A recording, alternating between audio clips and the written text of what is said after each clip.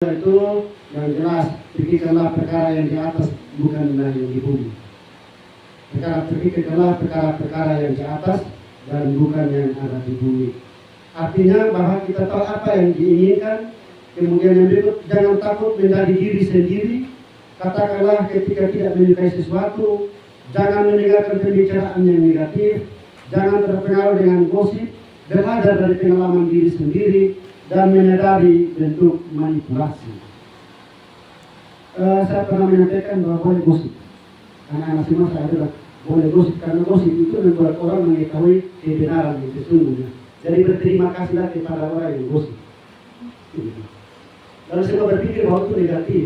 Mau saya begini, saya kasih contoh. Ada istri saya, ada orang yang lapor kepada istri saya bahwa tadi itu ada sedikit di sekolah. Karena pernah lihat makan di warung. Istri saya langsung, betul kok. Lalu istri saya kemudian cari tahu benar atau tidak, dan ternyata bahwa memang tidak seperti itu. Kalau istri saya langsung percaya, pasti dia marah orang yang gosip tersebut. Jadi untuk gosip itu membuktikan sebuah kebenaran. Tapi maksud saya di sini adalah gosip itu yang baik-baik dan gosip yang sangat baik.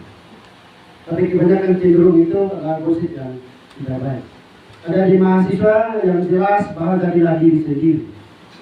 Belajar untuk menjadi diri sendiri ketika kita berpikir yang positif.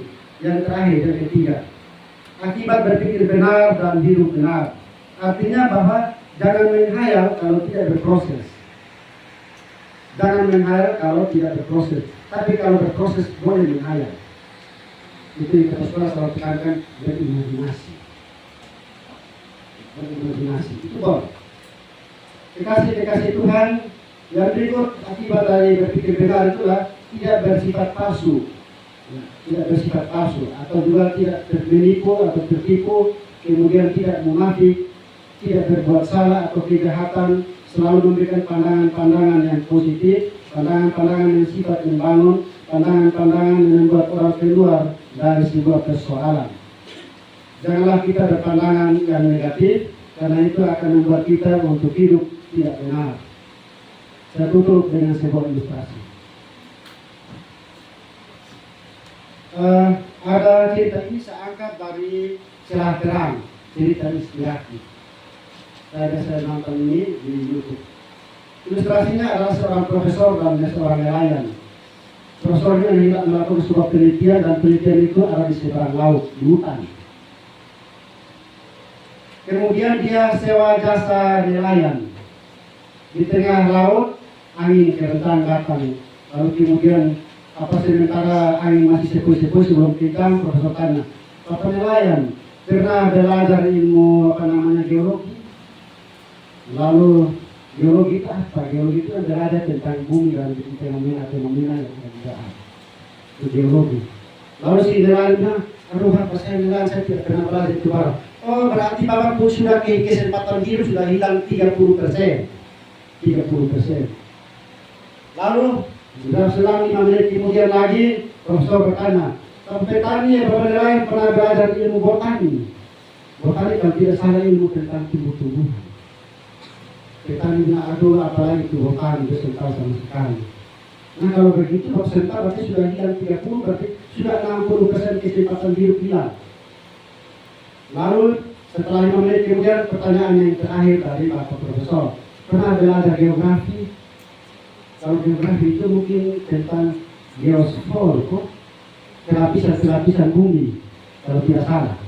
Itu guru geografi ada. Apalagi itu namanya ilmu geografi, aku saya tidak tahu sama sekali. Kalau begitu, Bapak sudah kehilangan 30% lagi, tapi sudah 90% kesempatan hidup hilang. Lalu tiba-tiba datanglah angin kencang, lalu kemudian perahunya terbalik. Si bapak nelayan berenang agak jauh dari profesor, kemudian nelayan tanya, Pak Profesor, minta maaf saya bisa bertanya kok? Boleh. Bapak Profesor pernah belajar ilmu berenang? Bapak Profesor bilang, aduh saya tidak pernah. Lalu nelayan bilang, selamat tinggal. Bapak kehilangan 100%. Ini artinya bahwa ilmu yang kita miliki jangan membuat kita menjadi sombong, merasa bahwa orang lain tidak bisa apa-apa, orang lain tidak tahu, dan seterusnya. Apalagi sebagai seorang mahasiswa pulang kampung, kali bodoh, kuliah, bodoh. Dia sekolah sarjana tapi dia bapaknya petani dia bilang dia kenapa bodoh atau mama bodoh, mama kolot, mama ketinggalan zaman dan seterusnya. Atau kita berhadapan dengan tukang batu, ya, petani, ojek dan seterusnya. Tentu bahwa semua perbedaan profesi itu masing-masing yang punya keunikan. Karena itu pesan dari Pak Ben adalah kepada saya waktu itu, makanya saya sekarang ini minta maaf kalau suami, tapi saya agak mau detail sedikit, mau share sukses dulu. Kalau sarjana di kampung itu orang punya asumsi, orang pikir bahwa seorang sarjana itu harus serba bisa, semua harus bisa, dan itu tertanam di pikiran saya, dan itu memotivasi saya untuk selalu siap sedia ketika diminta sesuatu, buat dekorasi, mau MC orang mati, orang nikah, atau segala macam pelarangan, saya harus bisa. Karena itu kalau bawa etik agama, jangan hanya agama saja yang diketahui, dipelajari, jangan pelajari ilmu yang lain.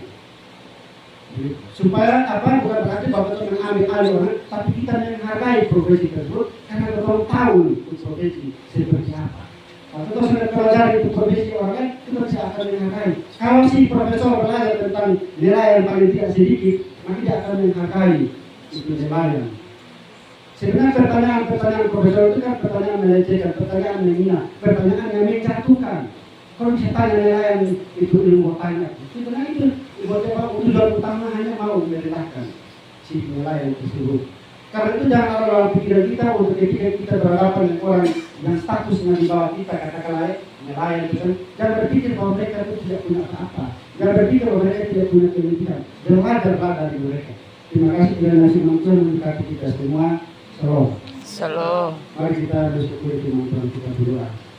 Bapa surga, terima kasih untuk telah merawat kami dengan kebenaran firman-Mu.